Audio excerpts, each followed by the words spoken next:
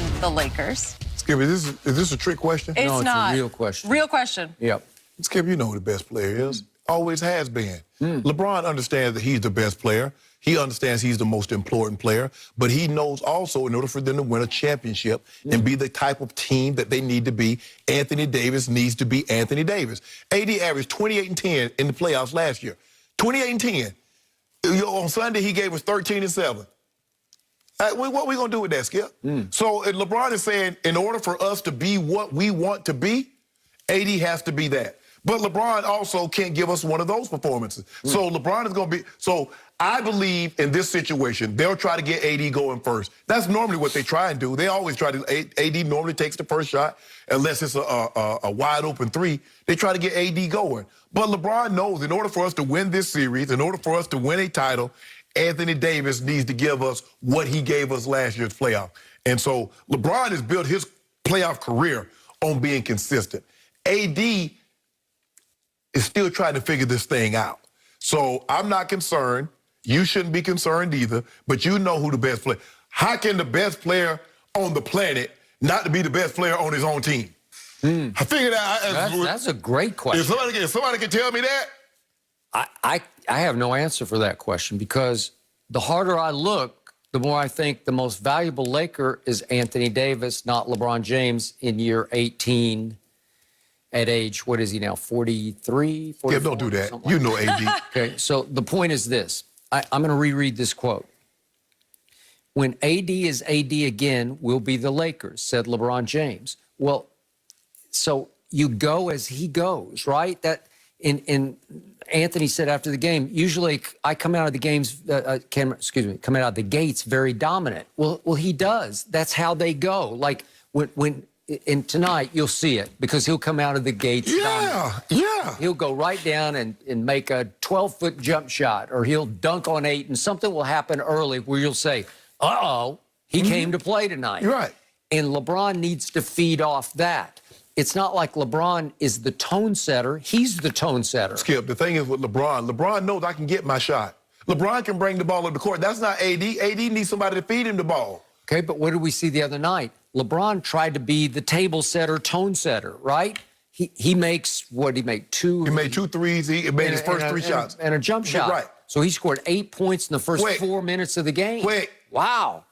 And AD said, today, I kind of got lost in the offense because I didn't have to be assertive early, and then he wasn't assertive late. Right. So once he didn't get into the RPM of the game, he was useless. Right, because the thing was, like, LeBron, you're like, oh, LeBron feel it, so let me stay out his way, let LeBron shoot. And then LeBron was like, no, let me get everybody else involved. But you'll see a different guy tonight. Like I said, the first game, he normally is like, okay, double team. Are y'all bringing the double team? You didn't bring the double team. Okay, this is what y'all do to set. This is how y'all run the... Okay, so now, put it right there. Okay, so Chris Broussard points up that of LeBron's game ones that he's played in his whole career, he's lost half of them. Really? So is there strategic advantage to losing so you can sort of feel out your opponent? Is that what he does? Or? Well, I mean, if all things being equal, if he can feel out the opponent and still win, he would love to do that also. But it's not the end-all, be-all. And that's the difference, Skip. That's why it's so much harder to win a championship in football. Because guess what? You lose game 1 in football, guess what it is? Your season's you're gone. So even though LeBron might lose a lot of his game 1s, he normally comes back and win the series. Who made the shot of shots in the bubble for them? Oh, my goodness. It was almost ready to be 1-1 Denver. Remember that? Yeah. Against Denver? Yeah. Remember that?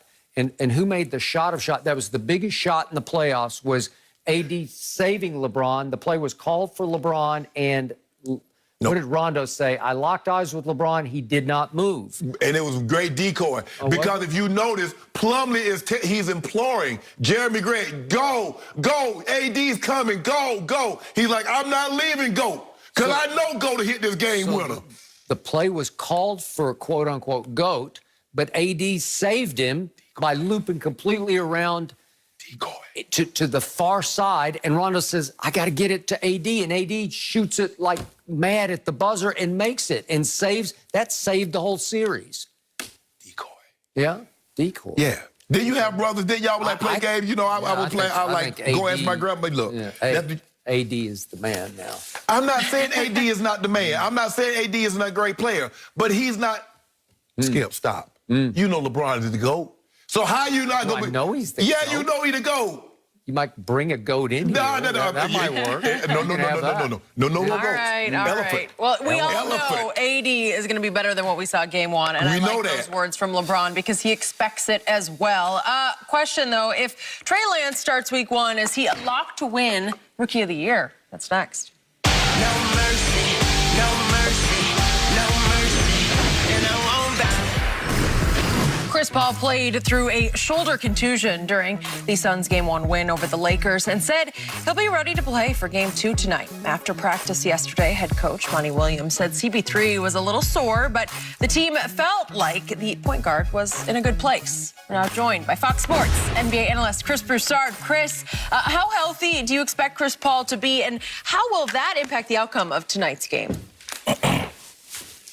I think he'll be much better than he was Sunday. I don't think he'll be 100%, but I do think he'll be much better physically. You mentioned Monty Williams. He said yesterday also that he's feeling a lot less sore than he was on Sunday, a lot better than on Sunday. That was after yesterday's practice. And they were calling it a stinger, which you guys know a stinger can go away after a few days and doesn't even last that long all the time. So I think he'll get better over the course of this series, and I think he'll be fine pretty soon. And tonight he'll be, if he was 40% Sunday, maybe 75% tonight. So look, I think it's going to affect his shot.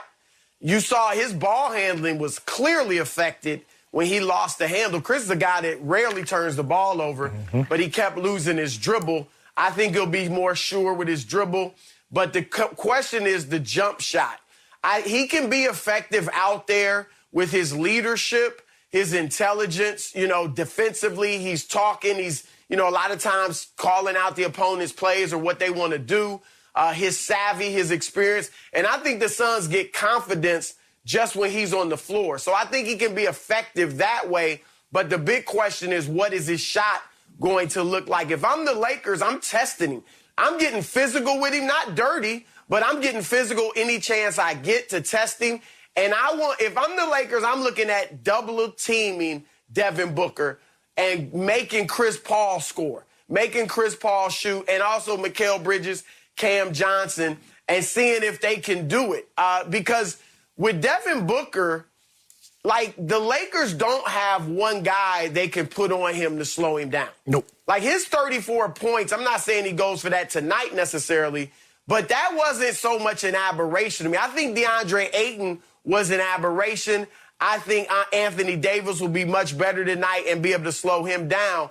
The Lakers don't have that one guy on D-Book. So I would double him, get the ball out of his hands, and see where Chris Paul is with that shot. And if it's not going, that could be a good strategy. So I think the Lakers win tonight, even this series up.